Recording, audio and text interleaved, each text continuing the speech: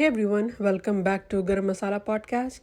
बात करेंगे जनाब के नए व्लॉग के बारे में। तो जनाब का मैंने व्लॉग देखा और पूरा का पूरा व्लॉग उन्होंने सिर्फ और सिर्फ एक टॉपिक पे काट दिया और वो है घर का नया फर्नीचर।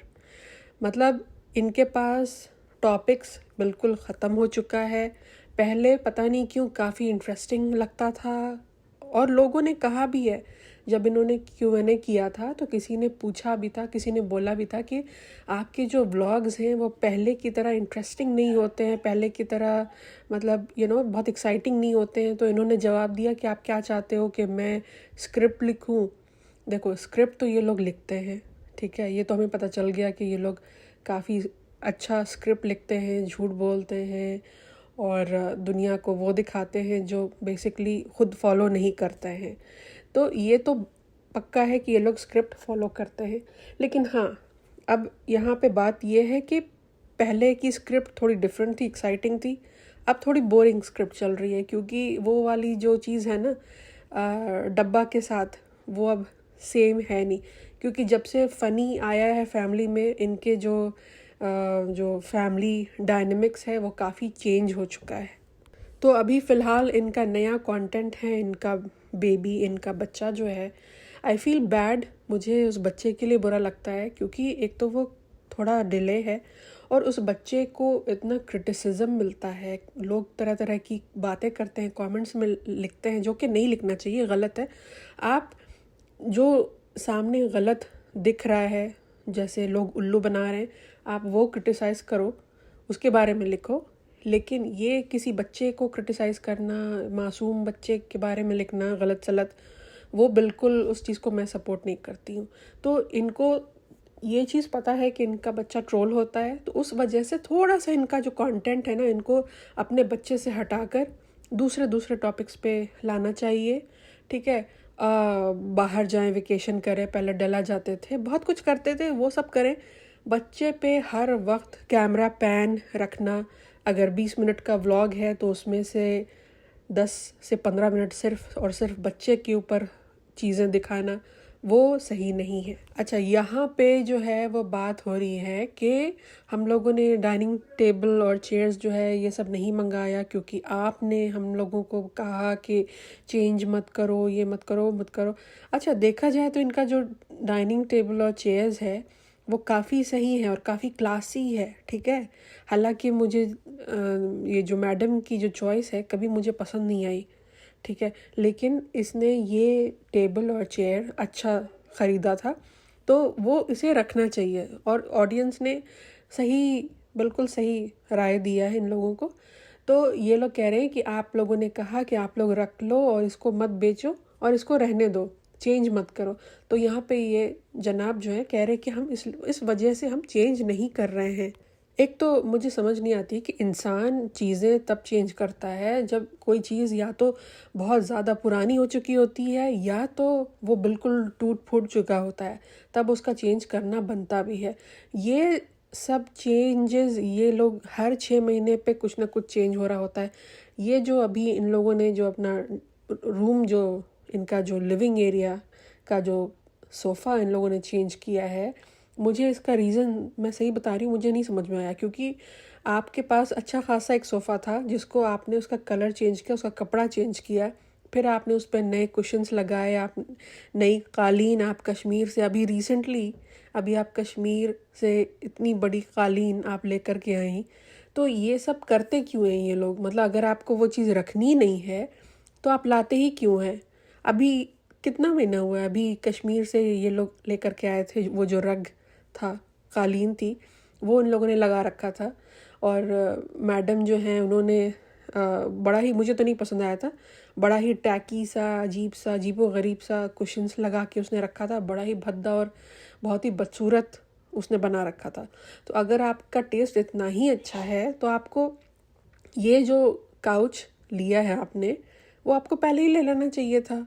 और मैं सही बता रही हूँ, मुझे मैडम की चॉइस बिल्कुल पसंद नहीं है, लेकिन पहली दफ़े मैं बोलूँगी कि हाँ, ये एक अच्छी चॉइस है और ये एक पहली दफ़े मुझे एक तमीज़ का एक काउच इनके घर पे दिख रहा है।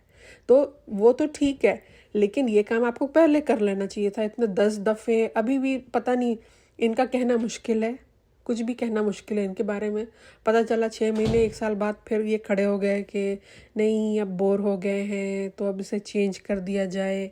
हालांकि चेंज की कोई ज़रूरत होती नहीं है, बस इसको कहते हैं कि अच्छा मतलब मुझे एक चीज़ ये भी लगती है कि अगर आपके पास इतना कुछ है, अगर ऊपर वाले ने आपको इतना नवाजा है, जो कि अच्छी बात है, तो आपके पास बहुत सारे ऑप्शंस हैं, आपके पास बहुत सारा तरीका है अपने पैसे को फ्लॉन्ट करने का या अपने पैसे को स्पेंड करने का। अच्छी चीज़ों की तरफ आप उसके जो है ना आप लगा सकते हैं। जैसे कि फॉर एग्ज़ाम्पल गाज़ा में क्या क्या हो रहा है पूरी दुनिया को मालूम है, ठीक है। वो पैसा आप वहाँ भेजें, राइट। छोटे छोटे बच्चों के लिए वहाँ ज़रूरत है, ठीक है। अगर आप कर सकते हैं, चलो ठीक है, माना कि हो सकता है कि शायद आप उतना दूर ना जाना चाहें। आपके खुद कंट्री में, आपकी ख़ुद की कंट्री में, इंडिया में इतने सारे प्रॉब्लम हैं, इतनी सारी गरीबी है, ये है वो, इतना सारा मसला है। वहाँ आप स्पेंड करें, लोगों को मस्जिद में पैसा दें, किसी गरीब इंसान की बेटी की शादी कराएं, बहुत सा मतलब लाइक बहुत मतलब मुझे ये तो लिस्ट याद नहीं आ रही है, लेकिन अगर आप देखने जाओ ना तो एक खोजोगे ना तो कम से कम 100 लोग मिलेंगे जिनको पैसे की और ज़रूरत है, क्योंकि गुर्बत इतनी है। तो ये सब करने से कोई फ़ायदा है नहीं। इससे जो है ना, अगर आप व्यूज़ के लिए कर रहे हैं, अगर आपको ये लग रहा है कि मेरा कंटेंट कुछ नहीं है, चलो कंटेंट आ जाएगा, तो इससे कोई कंटेंट आएगा नहीं, बिल्कुल नहीं आएगा। बहुत से बहुत आपके कुछ व्यूज़ आ जाएंगे, 1-2 मतलब 1 व्लॉग में 2 व्लॉग में व्यूज़ ज़्यादा आ जाएंगे, लोग आ जाएंगे आपका न्यू काउच देखने के लिए, आपके वीडियो पे क्लिक कर देंगे, लेकिन उससे ज़्यादा कुछ आपको बम्प मिलने वाला नहीं है आपके व्लॉगिंग करियर में। तो उससे अच्छा है कि आप थोड़ा सा नेकी कमाएं, अच्छी चीज़ें करें, है ना। बहुत सी चीज़ है दुनिया में, बहुत दुनिया भरी पड़ी है, लोग भरे पड़े हैं मदद के लिए। तो मतलब ऐसे ऐसे लोग हैं जिनको बहुत ज़रूरत है, तो आप वहाँ पे अगर स्पेंड करें तो वो ज़्यादा बेहतर होगा, रैदर देन यहाँ पे ये फालतू की चीज़ें हर 6 महीने पे चेंज करना, ये करना वो करना। और अगर आप ये सब नहीं करना चाहते हैं तो आपके घर में ही कितने सारे लोग हैं, आपके फैमिली में, आपका जो ननिहाल है, ननिहाल का तो ज़्यादा पता नहीं, लेकिन आपके ननिहाल वालों को हम सब ने देख रखा है। तो आपकी जब फैमिली में इतना सारा प्रॉब्लम है, आपकी खुद की, आपकी अपनी सगी नानी किस हालत में रहती है वो पूरी दुनिया ने देख लिया है ना।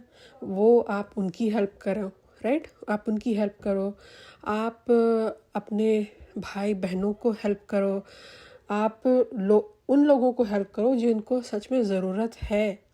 बहुत से ऐसे लोग हैं आपके खुद की ही फैमिली में, बहुत से लोग। रिज़ा और बेटी खाला, इतने सालों से हम लोग पिछले 5 साल से इनकी व्लॉगिंग देख रहे हैं, और उस 5 साल में हम लोगों ने एक दफ़े भी ये नहीं देखा कि रिज़ा और बेटी खाला को उनका अपना कमरा है। कमरा तो छोड़ो, बहुत ही दूर की बात है, उनके पास एक अपना बेड तक नहीं है। जब वो नीचे अम्मी के घर पे होते हैं वो दोनों, तो ज़मीन पे सोते हैं। अब आजकल सॉरी ऊपर डब्बा के पास है, तो वहाँ पे भी ज़मीन पे ही है। तो जिस घर में आपके पास आपकी अपनी खाला और आपकी अपनी कज़न जो बहन है आपकी रिज़ा, उसके लिए आपके पास मतलब बेड देने के लिए पैसा नहीं है, लेकिन फालतू का फालतू ही मैं बोलूँगी कि हर 6 महीने पे ये फालतूगिरी करने के लिए बहुत पैसा है आपके पास। और आपकी मैडम, उनको तो छोड़ ही दो, मतलब क्या बोले इंसान के, इतना फिल्मी डायलॉग मारा था मैडम ने कि मुझे तो बस, मैं तो गाड़ी की डिक्की में भी सो जाऊँगी। कहाँ गया गाड़ी की डिक्की, गायब हो गया गाड़ी की डिक्की। तो ये लोग कितने फेक बनते हैं, ये लोग खुद ही अपने आप को एक्सपोज करते हैं, मतलब किसी और को कुछ बोलने की या दिखाने की ज़रूरत नहीं है।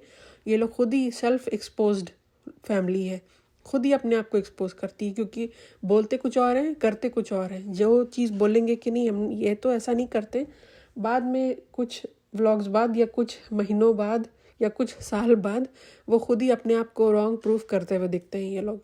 तो यही तो इनकी कहानी है। अभी फिर ये 6 महीने के बाद अभी डब्बा को भी बहुत कंपटीशन है अपने भाई से। तो अभी नया काउच आया है भाई के पास, तो अभी डब्बा को भी ये चुल होगी। अभी ये सेम देख लेना, ये सेम जगह जाएगी जहाँ से इसके भाई ने ये ख़रीदा है, और वहाँ से जाके ये भी ख़रीदने की कोशिश करेगी, क्योंकि ये फॉलो करती है, कॉपी करती है। तो चलिए, आज के लिए सिर्फ इतना ही, छोटा सा टॉपिक था जिस पे मुझे बात करनी थी, और मिलते हैं नेक्स्ट पॉडकास्ट में। तब तक इस चैनल को लाइक कीजिए, शेयर कीजिए, सब्सक्राइब कीजिए। I will see you in the next podcast. Take care. अल्लाह हाफिज़।